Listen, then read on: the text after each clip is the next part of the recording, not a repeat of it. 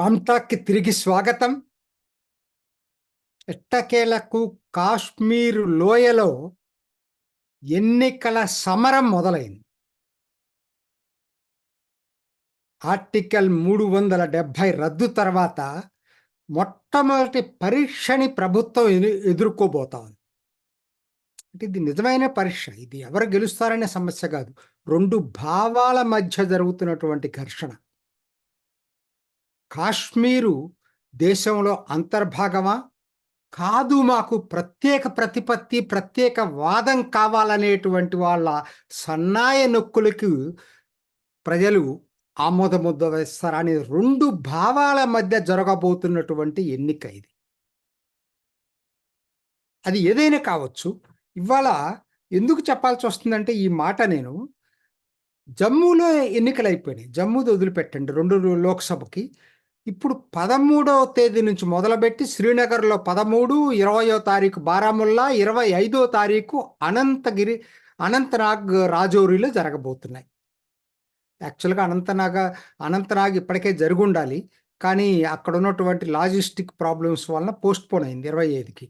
So ఇప్పుడు నా point ఏంటంటే, ఇప్పుడు ఇది జరుగుతున్నటువంటి ఎన్నిక నేను చెప్పినట్టు ఆర్టికల్ 370 రద్దు తర్వాత ఇంకా ఆర్టికల్ 370 వాగ్దానం చేసుకుంటూ కొన్ని పార్టీలు ప్రచారంలోకి వెళ్తున్నాయి.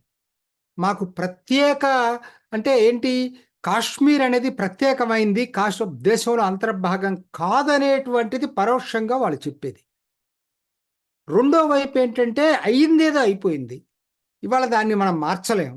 సో కాబట్టి ఇవాళ మనకు కావాల్సింది ఏంటంటే జనాలకి కావలసినటువంటి రోజువారీ ఎదుర్కొనే సమస్యలు, ప్రజల సమస్యలు, అభివృద్ధి, రోడ్లు కావచ్చు, బ్రిడ్జిలు కావచ్చు, ఇంకోటి కావచ్చు, ఏదైనా సరే ప్రతిరోజు కరెంట్ 24 గంటల కరెంట్ కావచ్చు, ఇటువంటి నిత్యావసర సమస్యలు ఏదైతే ఉన్నాయో వీటిని సాల్వ్ చేయటం ఇంపార్టెంట్. కానీ ఇవాళ జరిగినటువంటిది మనం సాధించలేనటువంటి వాటిని పట్టుకొని వేలాడటం వేస్ట్ అనేటువంటి రియలిస్టిక్ వాదనలో ఉన్నటువంటి కొన్ని పార్టీలు.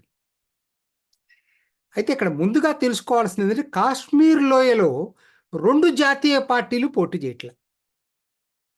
అటు బీజేపీ, ఇటు కాంగ్రెస్ 2 పోటీ చేయట్ల. ఎంతో కొంత కుల్గామ్లో సపోర్ట్ ఉందనుకున్న సిపిఎం కూడా పోటీ చేయట్లేదు. సో కాబట్టి కేవలం ప్రాంతీయ పార్టీలే పోటీ చేస్తున్నటువంటి కాశ్మీర్ లోయ ఎన్నిక ఫస్ట్, అది మనం తెలుసుకోవాల్సింది. అయితే ఇందుట్లో 2 రకాలు ఉన్నాయి. ఒకటి national conference, PDP. National conference అంటే ఫరూక్ అబ్దుల్లా, ఒమర్ అబ్దుల్లా కుటుంబ పార్టీలది. రెండోది మీకు పీడీపీ అంటే మహబూబా ముఫ్తీ కుటుంబానికి సంబంధించింది. వీళ్ళిద్దరూ గెలిచారంటే మాత్రం నిజంగానే అశాంతి పెరుగుతుంది. మళ్ళా కాశ్మీర్లో మళ్ళా మొదటకు వస్తుంది అంటే నా భయం. రెండో వైపు ఎవరు పోటీ చేస్తున్నారు?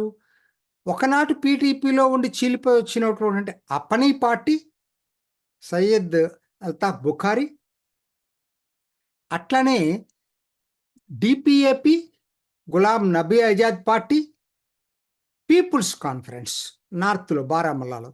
సో వీళ్ళ ముగ్గురు పోటీ చేస్తున్నారు, ఎవరికి వాళ్ళే పోటీ చేస్తున్నారు. కాకపోతే ఏంటంటే ఇక్కడ నేషనల్ కాన్ఫరెన్స్, పీడీపీ ఎవరికి వాళ్ళు పోటీ చేస్తున్న భావాలు ఒకటే, ఇద్దరే. అల్టిమేట్లీ దేశానికి నష్టం జరుగుతుంది వీళ్ళు కనుక గెలిస్తే. వీళ్ళకి మద్దతు ఎవరిస్తున్నారంటే కాంగ్రెస్ ఇస్తుంది. జాతీయ పార్టీ అని చెప్పుకునే కాంగ్రెస్, సిపిఎం వీళ్ళందరూ ఆ కూటమికి మద్దతు ఇస్తున్నారు. ఇటువైపు ఎవరిస్తున్నారు అంటే ఇప్పుడు ఉదాహరణకి కొంత అప్నై పార్టీ, పీపుల్స్ కాన్ఫరెన్స్ కలిసే పోటీ చేస్తున్నాయని చెప్పాలి. ఎందుకంటే బారాముల్లాలో సజ్జద్లోనే పోటీ చేస్తున్నాడు పీపుల్స్ కాన్ఫరెన్స్, మిగతా 2 నియోజకవర్గాల్లో అప్నీ పార్టీ పోటీ చేస్తుంది. ఒకరికొకరు మద్దతు ఇచ్చుకుంటున్నారు. గులాం నబీ ఆజాద్ పార్టీ 3 చోట్ల పోటీ చేస్తుంది, వాళ్ళు ఎవరితోటి సంబంధం లేకుండా పోటీ చేస్తున్నారు. బీజేపీ పరోక్షంగా ఈ కూటమిలో ఉన్న పార్టీలకే మద్దతు ఇస్తుంది. నేను అనుకోవటం అప్నీ పార్టీ, పీపుల్స్ కాన్ఫరెన్స్ వాళ్ళకే మద్దతు ఇవ్వచ్చు అనేది ఇంతవరకు బాహాటకంగా ఎక్కడికి రాకపోయినా అందరూ అనుకోవటం మాత్రం ఆ పద్ధతిలోనే ఉంటుందనేదే అందరూ అనుకుంటున్నటువంటిది. ఇదండి, ఇది మొత్తం జరుగుతున్నటువంటిది ఇది. కాబట్టి ఈ ఎన్నిక ఒక విధంగా మోడీకి, యావత్ దేశానికి అగ్ని పరీక్ష అని చెప్పొచ్చండి. ఇదేమీ ఇది గెలిచినంత మాత్రాన ఎవరు కాదు దానివల్ల అని చెప్పి క్లెయిమ్ చేసుకోవటానికి వీలుండదు. అంతవరకు గ్యారంటీ.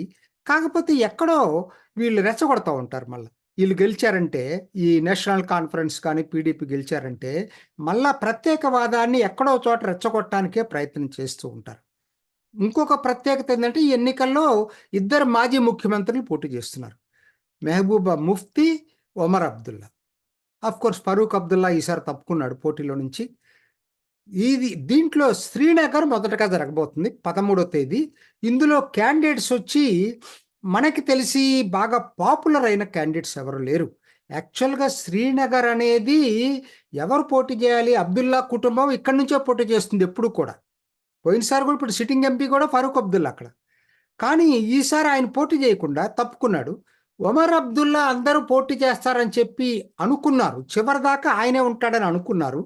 ఆయనకి వచ్చినటువంటి వార్తలేంటంటే, అది సేఫ్ సీట్ కాదు నేషనల్ కాన్ఫరెన్స్‌కి అని చెప్పి వాళ్ళ ఇంటర్నల్ సర్వేలో తేలింది.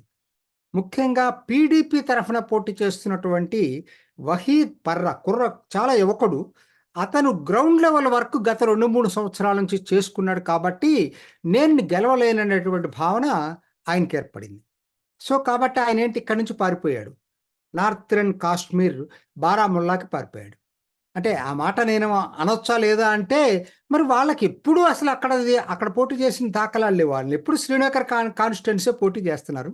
ఇక్కడ సేఫ్ సీట్ కాదు, అక్కడేదో రిమోట్ ఏరియాస్ కాబట్టి వాళ్ళని రెచ్చగొట్టి గెలవచ్చనేటువంటి భావనలో ఒమర్ అబ్దుల్లా అక్కడ పోటీ చేస్తా ఉన్నాడు. పీపుల్స్ కాన్ఫరెన్స్ సజ్జద్‌లోనే పార్టీ అపనీ పార్టీ క్యాండిడేట్‌కి ఎక్స్టెండ్ చేసింది. మహమ్మద్ అస్రాఫ్ మీర్ అనే అతనికి. డీపీఏపీ అమీర్ భట్ అని ఒకతన్ని పెట్టింది. ఎవరు ఏంటి? ఎందుకంటే శ్రీనగరు, బడ్గాము, ఇంకా 1, 2 పుల్వామాలో కొంత భాగం ఉంటది. షోపియాన్‌లో కొంత భాగం ఉంటది. సో, ఇది సెంట్రల్ కాశ్మీర్ అనమాట ఇది. దీంట్లో మరి ఎవరికి ఓటేస్తారనేది ఇంతవరకు గూడా అంత సూచాయిగా కూడా చెప్పలేకపోతున్నాం. కాపోతే ఇంకా టైం గూడా లేదు. ఇవాళ మరి ఈ వీడియో బయటకొచ్చినప్పుడు 10వ తారీఖు అంటే ఇంకా 3 రోజులుంది కాబట్టి ఇంకా అయిపోయింది. క్యాన్వాస్ కూడా అయిపోయింది రేపటితోటి. సో, మనం ఎన్నిక ఫలితం కోసం ఎదురు చూడటమే. కాతే అందరి దృష్టి దీని మీద కన్నా గూడా బారాముల్లా మీదుందిప్పుడు. ఎందుకంటే బారాముల్లాలో మరి ఒమర్ అబ్దుల్లా పోటీ చేస్తున్నాడు. మాజీ ముఖ్యమంత్రి పోటీ చేస్తున్నాడు. ఆపోజిట్‌గా ఎవరున్నారు? సజ్జద్ లోనే. లోనే కూడా చాలా పాపులర్. వాళ్ళ ఫాదర్ కూడా పాపులర్. వాళ్ళ ఫాదర్‌ని చంపేశారు. ఏది ఈ కాశ్మీర్ ప్రత్యేకవాదులు. సో, ఆ లోనే పోటీ చేస్తున్నాడు. ఆయనకి అపనీ పార్టీ మద్దతిస్తుంది. అందరూ ఇస్తున్నారు. నాకు తెలిసి ఎట్లా మారబోతుందంటే అది ఒమర్ అబ్దుల్లా వర్సెస్ సజ్జద్ లోనే కింద మొత్తం మిగతా పార్టీలున్నా కూడా పెద్ద లెక్కలోది ఉండదు. మొత్తం మీద మాత్రం మిగతా పార్టీలు బీజేపీ కూడా సజ్జద్ లోనేకే సపోర్ట్ చేస్తుంది. చాలా కీలకంగా ఉంది. అది మొత్తం మీద ఎలా వస్తుంది ఏంటనేది చూడాల్సినటువంటి అవసరం ఉంది ఇది. తర్వాత ఆఫ్‌కోర్స్ 25 అనంతనాగ్ రాజౌరి. అది సగం కాశ్మీర్ లోయలో ఉంటది. సగం మనకి జమ్మూ ప్రాంతంలోని రాజౌరి, పూంచ్ ఇప్పుడు ఎక్కడైతే కాల్పులు జరిగినాయో రాజౌరి, పూంచ్ 2 జిల్లాలు దానికి సంబంధించినటువంటిది. సో, కాబట్టి ఏది ఏమైనా కాశ్మీర్ లోయలో జరుగుతున్నటువంటి ఎన్నిక అత్యంత ప్రాముఖ్యతగా మనకి నా దృష్టిలో చాలా మొట్టమొదటిది. అన్నిటికన్నా ముఖ్యమైనది ఇక్కడ ఓటింగ్ శాతం గనక 50% పైన పోలయిందంటే మాత్రం భారత్ విజయం నంబర్ 1. ఎవరు గెలిచినా గెలవకపోయినా అది చాలా ఇంపార్టెంట్. ఓటింగ్ శాతం ఇంపార్టెంట్. రెండోది ఎందుకంటే అయితే అది ఖచ్చితంగా ఇప్పుడైతే యువకులు కూడా ఆ ఓటింగ్‌కి పాల్గొనాలని అనుకున్నారనేది అర్థమైపోతా ఉంది. రెండోది ఈ నేషనల్ కాన్ఫరెన్స్ పీడీపీ గెలవకుండుంటే బెటర్ అనేది.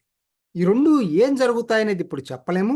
మరి అపనీ పార్టీకి, పీపుల్స్ కాన్ఫరెన్స్‌కి, డీపీఏపీకి ఎంత మరి గ్రాస్ రూట్స్‌లో సపోర్ట్ ఉందన్నది అవేంటంటే సాంప్రదాయంగా ప్రతి విలేజ్‌లో నెట్వర్క్ ఉన్న పార్టీలు ఆ 2.